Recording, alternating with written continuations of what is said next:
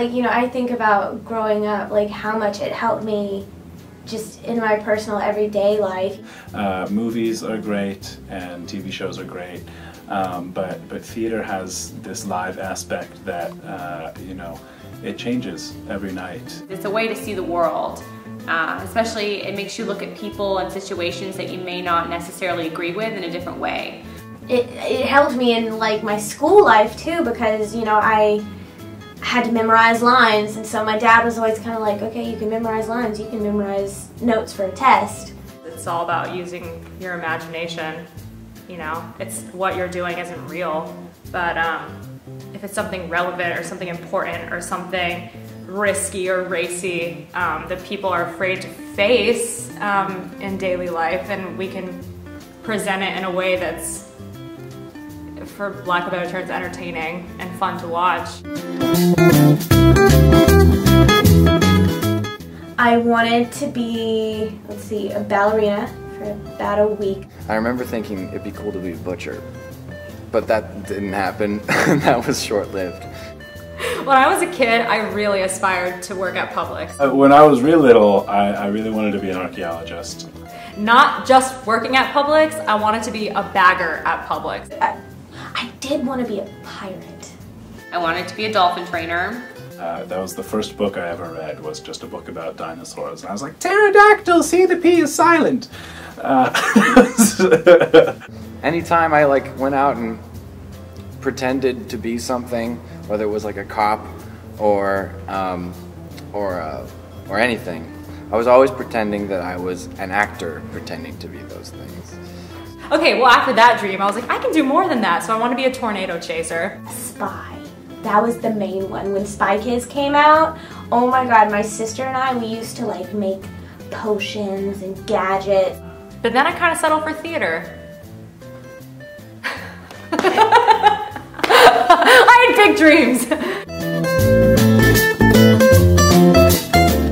I saw Marlon Brando in Streetcar Named Desire when I was like in 5th grade or something like that. And then I realized that he had trained at the Actors Studio. I'm in it because it makes me happy.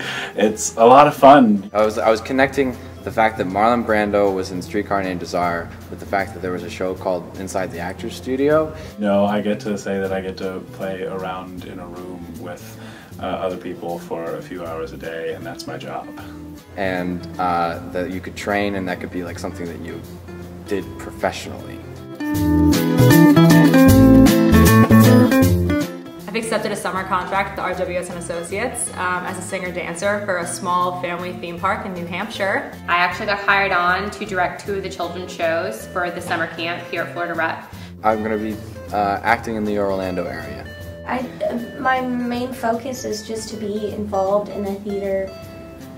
Somehow it's where I feel most comfortable, it's where I feel confident. The best thing that it did for me was that it got people to see the work I did in Tribes, and a lot of really wonderful people, luckily, came out to see it and know I could act. We really have learned what makes a theater run from top to bottom, and kind of done a lot of it.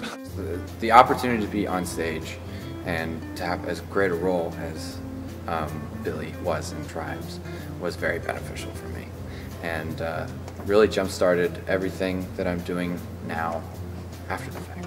In my wildest dreams, I didn't think I'd be cast in 3 shows. I mean, that still blows my mind. I've met directors and actors, both equity and non-equity, that have given me a lot of perspective on the business. And also I know that if I'm ever up in New York or Chicago or wherever they are, I can always reach out to them for advice or a couch to crash on if I need it. Florida Rep taught us that what it's like to work in a professional company, but it also taught us that life is really hard and it's not all sunshine and daisies, and that you gotta really work for what you want.